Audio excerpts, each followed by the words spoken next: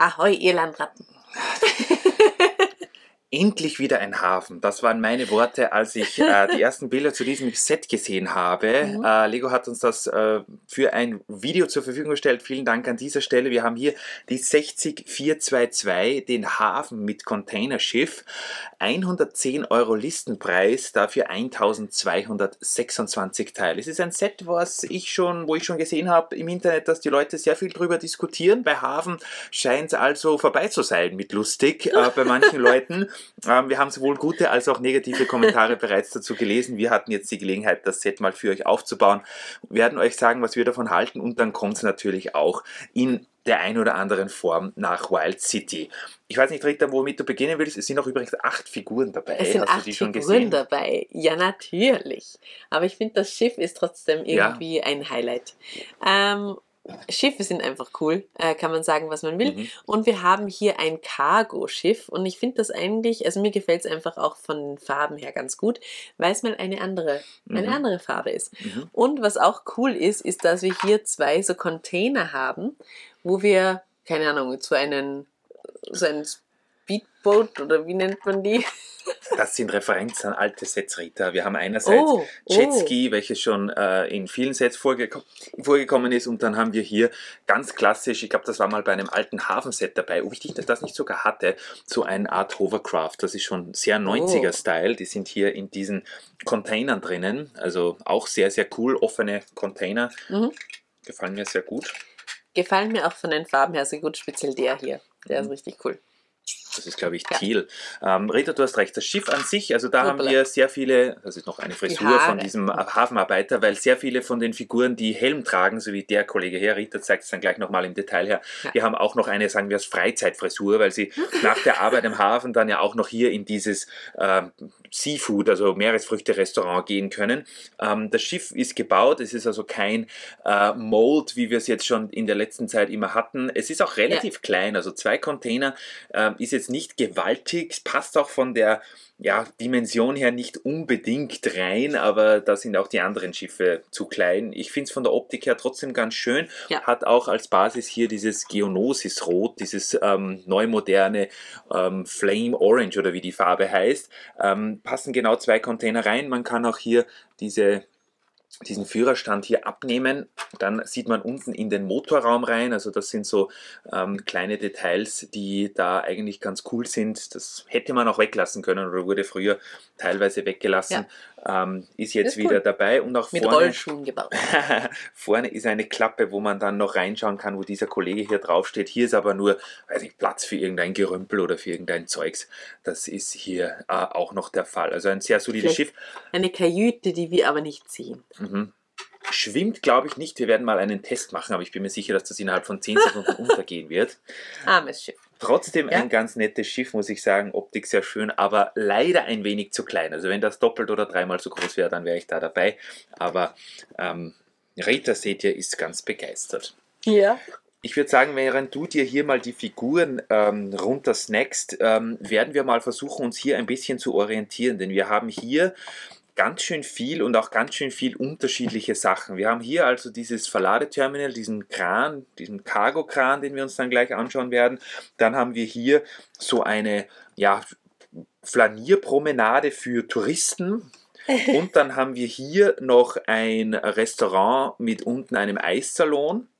Hier vorne eine Gelegenheit für Fischer, dass sie hier an diesem Pier Fische fangen. Und dann haben wir hier noch einen Strand dabei. Also das ist schon ein bisschen wild. Wir kommen dann gleich darauf zu sprechen, was wir davon halten. Aber jetzt beginnen wir mal mit dem Wichtigsten, würde ich sagen. Und das ist dieser Hafen. Die Modelle sind übrigens alle auch modular. Also man kann die auch so runternehmen und dann auch anders anordnen. Den Kran finde ich als solches sehr gut. Also der gefällt mir schön von der Optik her in Rot. Ich glaube, wir hatten auch, wenn ich mich nicht täusche, noch gar keinen Hafenkran in Rot, oder gab es schon? Doch, einen gab es schon mal. Ist sehr solide gebaut. Hier auch sieht sehr realistisch aus, hier mit diesen Halterungen, und wir haben hier so einen bewegbaren Schieber, damit man hier auch diese Kette hier runterlassen kann und dann natürlich auch die Container vom Schiff abladen. Hier vorne diese, wie nennt man das, diese Keymauer hier ganz cool gelöst mit den Reifen. Ich glaube, da haben sie sich von Bob Brickman abgeschaut, der hat das auch so. Und dann hier natürlich auch noch Platz für die Container. Wo wir jetzt zu einem kleinen Problem kommen, und zwar, Rita, wir bauen das jetzt mal semi-realistisch auf. Das Schiff tuckert jetzt hier an mit seinen Containern. Die schöne Frau Kapitänin.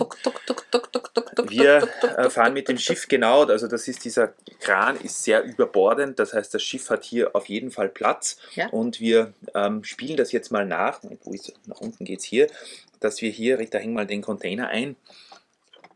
Ich dachte, du kannst das als Kranfahrer. Naja, dass du ein bisschen das Hilfe brauche ich schon hier. Also das funktioniert einwandfrei. Wir haben den Container jetzt geangelt und fahren mit dem jetzt hier auf diese Quaymauer und laden den hier dann jetzt wieder ab. Ja. Und ja, das war's. Ich frage mich, was jetzt hier passieren soll mit diesem Teil. Also es sieht sehr schön aus, wenn das hier oben steht. Aber erstens mal ist das fast 3 Noppen hoch. Das heißt, hier passt keine Straße ran. Und vielleicht habt ihr es euch schon gedacht, nein, es ist hier weder ein Gabelstapler noch irgendein Lastwagen noch sonst irgendein Fahrzeug dabei, das dann diesen Container hier aufladen könnte. Aber wir haben doch den Lego-Truck mit dem Gabelstapler. Das ist wahr. Den muss man sich also extra dazu kaufen, damit man hier den Container dann auch noch weiter transportieren kann. Es ist hier, also erstens mal ist hier kein Fahrzeug dabei. Das wäre schön gewesen, so ein kleiner Lastwagen oder wenn es nur ein Gabelstapler gewesen wäre, der hier diese Container dann abtransportieren könnte. Und es ist auch hier irgendwie keine Möglichkeit da, dass bei den alten City-Sets mit Thema Hafen war hier irgendwie noch immer so eine Rampe oder irgendeine Auffahrt, dass hier die Lastwagen auch unter den Kran reinfahren können. Auf das hat man hier komplett verzichtet.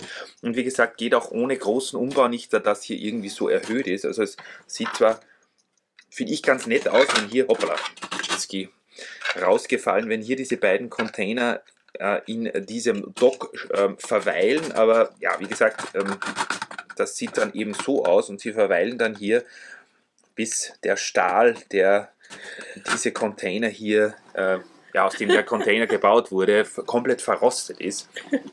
Ja, aber vielleicht snackt sich gleich wer den Jetski raus und dann nimmt er den Container gleich wieder mit. Das kann natürlich sein, ja, so wird es wahrscheinlich gedacht sein. Und rundherum ist einfach Wasser, weißt du, das ist wie so eine kleine Insel und dann hüpft er da gleich in den Jetski und düst ab. Rita hat eine sehr gute Erklärung. Deswegen braucht man auch keinen Gabelstapler. Okay, von mir aus, ja. Auf jeden Fall sehr schön gelöst hier mit diesen abgeschnittenen Fliesen und dem Ganzen. Willst du mal die Figuren herzeigen? Dann räume ich mal hier auf und dann schauen wir uns den zweiten Teil an, der auch sehr abenteuerlich ist. Ich habe übrigens jetzt von dem Hafenarbeiter, habe ich eben jetzt die Freizeithaare gleich schon mal drauf gegeben, wie Christoph sie nennt, damit ihr das auch mal seht, wie das dann aussieht. Und da haben wir wirklich eine Unmenge eigentlich an Figuren hier. Das heißt, einerseits haben wir Hafenarbeiter, wir haben kleine Kids, die auch Westen anhaben. Das finde ich eigentlich auch ein sehr, sehr nettes Detail, muss ich sagen. Und wir haben einige Wendegesichter auch dabei. Vieles, was man auch schon kennt, also zum Beispiel diese Frisur hier von dem kleinen Mädchen, die nicht ganz zusammengedrückt ist, die kennt man schon, aber das Oberteil, glaube ich, ist mir noch unbekannt. Hier noch eine, jemand, der irgendwas repariert. Eine Oma ist auch dabei. Und hier auf der Seite haben wir dann auch noch so einen Boy mit einer Schwimmweste, der eigentlich auch ein cooles Oberteil hätte, aber man es eben wegen der Weste nicht sieht. Es sind ein paar Wendegesichter dabei. Also ich finde dieses Oberteil nämlich richtig cool. Schaut euch das mal an. Hoppla. Genau, so und hinten sieht das so aus. Also das ist richtig cool. Es sind ein paar Wendegesichter dabei. Ich gebe euch da mal die Frisuren runter, die auch richtig cool sind. Nämlich von dem her, dass zum Beispiel das kleine Mädchen sehr entsetzt reinschaut oder einfach noch mehr gelächelt wird, ist auch immer ganz nett, aber eben ein bisschen zum Storytelling einfach ein bisschen eine Auswahl quasi, was man da herzeigen will. Also genau, die Figurenauswahl, 8 Figuren, das ist, finde ich, ganz ordentlich. Also er sieht nicht so glücklich aus, muss ich sagen. Aber wie gesagt, einfach sehr süß. Sie ist entsetzt, vielleicht hat sie eine Krabbe gefangen oder sonstiges. Und hier haben wir auch noch 2 Wendegesichter dabei, weil vorne ist ja bei der mit der Weste, die hat ja solche Schutzgläser, Schutzaugengläser, was weiß ich was drauf. Ach, das sieht man jetzt wieder so schlecht hier. Finde ich cool. Also ich liebe ja solche Wendegesichter und wenn die dann auch noch komplett andere Ausdrücke haben, ist das natürlich super. Ich bin zufrieden. Figurentechnisch muss ich auch sagen, dass ich zufrieden bin.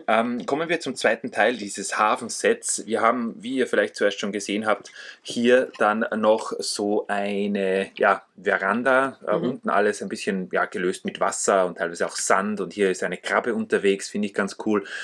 Coole Straßenlaterne auf jeden Fall. Haben wir von der Optik her so noch nicht gesehen. Mit 2 leider bestickerten Werbetafeln. Einerseits wieder für unsere Achterbahn und andererseits dieses Go-Schild, wo hier so ein Autorennen beworben wird. Dann haben wir hier auch einen Sticker mit einer Stadtkarte, das finde ich ganz nett. Also, hoppla, irgendwas ist gerade runtergefallen. Wir schauen nachher danach, was das war. Hier vorne auch, ich finde das von der Optik her ganz cool mit diesen Mikrofonen, die hier reingesteckt wurden in diese Cones, damit das ein bisschen edler aussieht. Also das finde ich sehr nett. Bank hier mit dabei und hier auch ein paar Blumen, auch in der neuen Farbe. Rettungsreifen. Das Hauptgebäude hier, das erinnert mich sehr stark an die City-Gebäude und auch Friends-Gebäude der letzten Jahre. Ist so irgendwie ein bisschen zum Bespielen, nur halbes Dach, hinten leer. Das ist unten ein Eisladen. Große Sticker hier, leider kein Bei dem man sich aber, glaube ich, auch was ausborgen kann zum Surfen, was auch immer, Paddeln. Habt ihr schon mal einen Eisladen gesehen, der unten dann auch noch einen Surfverleih hat? Also es gibt hier Ruder und Surfboard und so weiter zum Ausleihen. Und dann haben wir oben noch hier dieses Fischrestaurant, wo hier, glaube ich, ein Aufkleber auch dabei ist, der noch nie verwendet wurde. Mit Shrimps und so weiter, auch Gläser und so. Also ich finde die Optik des Restaurants ganz cool, auch mit den Fenstern hier, ein bisschen Snowboard-Technik hier oben, dieses Steuerrad. Ja. Das passt schon ganz gut. Es ist auch eine Treppe dabei. Also hier ist auf jeden Fall der Spielwert voll gegeben. Dann schauen wir hier unter diese Treppe. Hier haben sie nämlich eine Brause eingebaut. Finde ich ein total cooles Feature. Und Ritas Highlight hier. Ich liebe dieses Teil. Seht ihr das hier unten? Das ist doch das Teil, was auch mal für Eise verwendet worden ist, wenn das quasi auf den Boden gefallen ist und das so auseinanderrinnt. Und das gibt es jetzt in durchsichtig blau, also hellblau. Und das sieht so cool aus, was man da wieder alles machen kann, figurentechnisch. Nett. Grenzenlos. Richtig cool. Das gefällt mir auch sehr gut. Vorne haben wir dann noch einen Gucker oder was, wo man einen Euro reinschmeißt und dann kann man für eine Minute in die Ferne blicken. Und dann hat sich hier unser alter Angelfreund noch ein paar Kisten und Fässer aufgestellt, damit er hier Fische fangt. Es sind hier, glaube ich, 4 Fische dabei insgesamt. Und dieser Strand ist auch cool. Ich meine, der ist nur angedeutet, aber ich finde diese Idee mit dem Sonnenschirm genial. Also wenn ich die schon gehabt hätte bei unserem Strand, ich glaube, ich werde noch ein paar von diesen, keine Ahnung, schiefen Sonnenschirmen auch bei uns einbauen. Richtig cool. Es ist auch dieser alte Sonnenschirm verbaut, den wir in der letzten Zeit hier nicht sehr oft gesehen haben. Also ich muss ganz ehrlich sagen, ich finde ganz ehrlich, den Strand hätte es nicht unbedingt gebraucht und ich bin ganz ehrlich, bei dieser Kombination, also okay. Also schauen wir uns das Set nochmal in seiner Gesamtheit an. Wahrscheinlich die Dusche auch nicht und trotzdem, man braucht sowas, Christoph. Man braucht sowas. Das ist mein Highlight. Ich schaffe es jetzt nicht, das zusammenzustecken, aber wir machen es jetzt lieber nicht kaputt. Also ganz ehrlich, ich finde das Set an sich ganz cool und es hat seine Momente, es hat auch wahnsinnig hohen Spielwert. Es wird hier viel geboten mit dem Schiff, mit Kran, mit Restaurant und Strand und so weiter. Also man kann da wirklich total viel machen. Mit Gefühl, Christoph. Dankeschön. Ja. Du kannst dann auch das Teil suchen, was hier runtergefallen ist. Keine Ahnung, wo das hin ist. Kann sein, dass das ein Fisch war. Also aus Sicht eines heranwachsenden Kindes, vielleicht Jugendlichen, keine Ahnung, wer sich das Set kauft, die Hauptzielgruppe ist auf jeden Fall grünes Licht, weil da auf jeden Fall sehr viel geboten wird. Aus der Sicht eines, wie wir sind, A-Falls, also wir brauchen das Set ja auch für unsere Stadt. Nicht mehr ganz jung ist. Sind wir leider, Rita schon, ich nicht mehr ganz so jung. Muss ich ganz ehrlich sagen, ich hätte es besser gefunden, wenn sie diesen Teil hier mit dem Freizeitangebot hier, so schön er ist, weggelassen hätten. Wenn wir nur einen Hafen bekommen hätten mit vielleicht ein bisschen einem größeren Schiff und hier noch einer Möglichkeit, dass man auch die Container irgendwie abtransportieren und mitnehmen kann. Vielleicht noch ein kleiner Lastwagen oder sowas. Und ein zweites Set aus diesem Teil hier gemacht, wo wir dann so ein bisschen Holiday-Feeling und Freizeit und so weiter, wie es das ja schon mal gab bei den Strand- und Hafensets der 1990er Jahre. Das hätte ich persönlich besser gefunden, diesen Teil hier in ein separates Set und diesen Teil mit dem Schiff auch in ein separates und dich sowieso in ein separates Set, Rita, weil du bist immer ein bisschen schwierig. Vielleicht soll uns das einfach zusammenbringen, Christoph, weißt du? Der Teil gefällt dir mehr, der Teil gefällt mir mehr und dann Ja, dir gefällt ja nur der Strand, habe ich gerade gehört. Und das Fischrestaurant, bitte, das ist richtig Das ist auch ganz nett, ja. Also, was machen wir jetzt mit dem Set? Das ist jetzt die Frage. Oh ja. Ich glaube ja, dass wir, und wir werden das in einem Video mal demnächst in Wild City zeigen, dass wir den Teil hier mit dem Kran bei uns am Hafen einbauen werden. Ja. Ich habe das Gefühl, dass der ganz cool aussehen würde. Und diesen Teil hier irgendwo anders, vielleicht in Newtown. Ich bin mir nicht ganz sicher, aber es könnte sein, dass das dort ganz gut aussehen wird. Da mir diese Kombination hier irgendwie zu gedrängt ist und zu dicht ist. Rita hat zwar mal vorgeschlagen, was wäre mit so einem Imbisslokal bei uns am Hafen, aber nein, dort kommt sowas nicht hin. Das passt auf jeden Fall nicht. Fischstäbchen von der Fischstäbchenfabrik gleich verkauft werden. Nein. Ihr schreibt uns jetzt, was ihr von dem Set haltet. 110 € sind natürlich auch eine Ansage. Die Sets werden immer größer und teurer. Wir haben das schon in vergangenen Videos gesagt. Also uns fehlen auf jeden Fall die kleineren Sets, die 10 €, 20, 30 € Sets, die leider immer weniger werden. Auf der anderen Seite muss man sagen, ist hier der Durchschnittspreis dadurch auch, dass hier sehr, sehr viele große Teile verbaut sind. Allein beim Schiff hier wahnsinnig viele, hier beim Kran, bei dieser Basis, es sind sehr viele große Platten und auch teure Teile verbaut, ist jetzt das Preis-Leistungs-Verhältnis nicht ganz so schlecht. Also vielleicht, wenn ihr da mal einen guten Kurs bekommt für das Set, dann gibt es von uns auf jeden Fall grünes Licht. Und wir werden das Set auf jeden Fall irgendwie in Wild City einbauen und dann seht ihr es wieder. Ich bin gespannt, was ihr dazu sagt, ob es diesen Teil braucht oder nicht. Bitte schreibt das uns in die Kommentare. Und ja, wir werden sehen, wo wir das verbauen. Wenn ihr auch Ideen habt, wo das in Wild City am besten hinpasst, dann auch ab damit in die Kommentare. Wir würden uns sehr freuen. Oh ja, bis demnächst und eine sichere Fahrt über die Weltmeere, meine Lieben. Tschüss. Tschüss.